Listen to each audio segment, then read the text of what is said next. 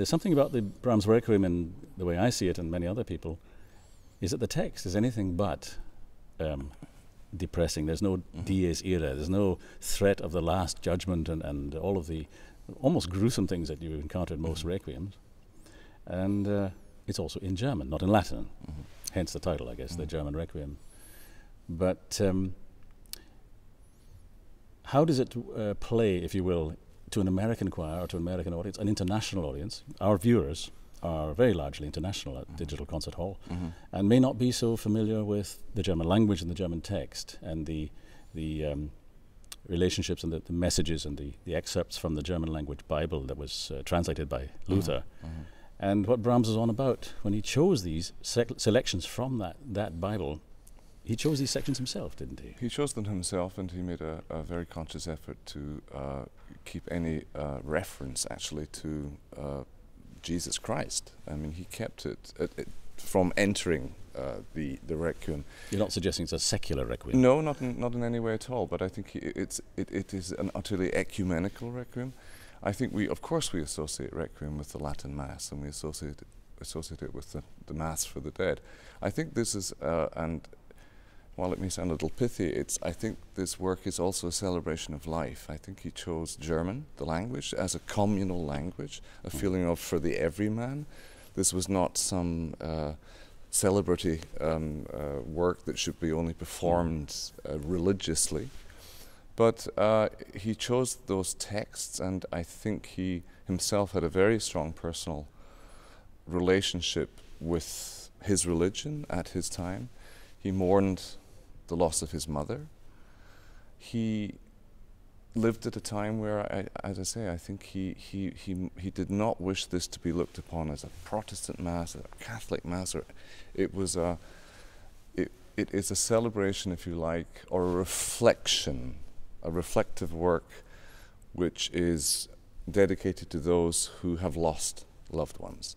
Kind of those of us, a comforting. A comforting, yes. I think it's addressing both the people and their emotions when one suffers a loss, a personal loss.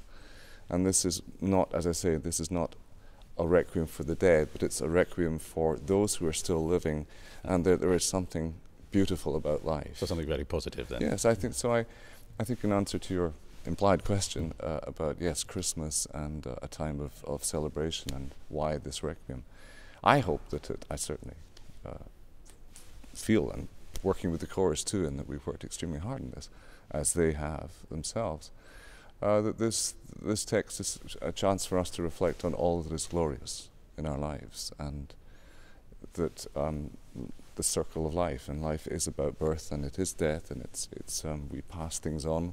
We experience this through our children. We let go, in a sense, through our children. We nurture, and we know we have to let go.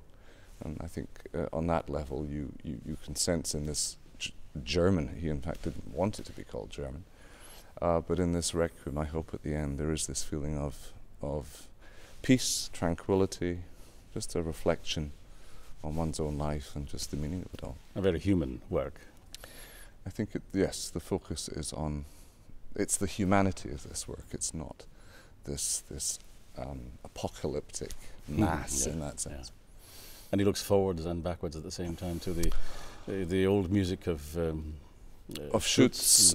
I mean, there are moments, as you know, there are moments in the orchestration where all of a sudden you feel as if there's a window in this piece. It's a stargate into 200 years ago.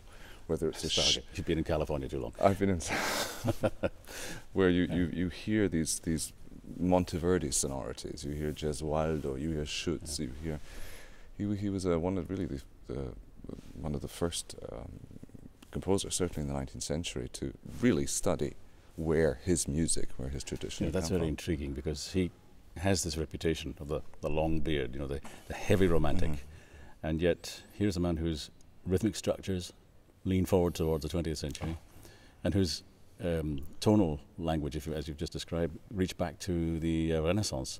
Yes. This makes him not just a historical creature of his time. In fact, he's a time traveler, as you described in your Stargate. I think analogy. Yes, it's a time traveler, and it's something a very important time in musical history, which I don't think is given its total importance, and I think that the way I think one associates, as you say, with Brahms, this gruff-looking fellow with the long cigar with an equally long beard. He was still in his 30s. He was this dashingly handsome young man when he wrote this work. Yes, it's the work of a youthful composer. As I say, I think one makes the mistake to imagine that because we associate with him an older man, that somehow this music is all of an older man.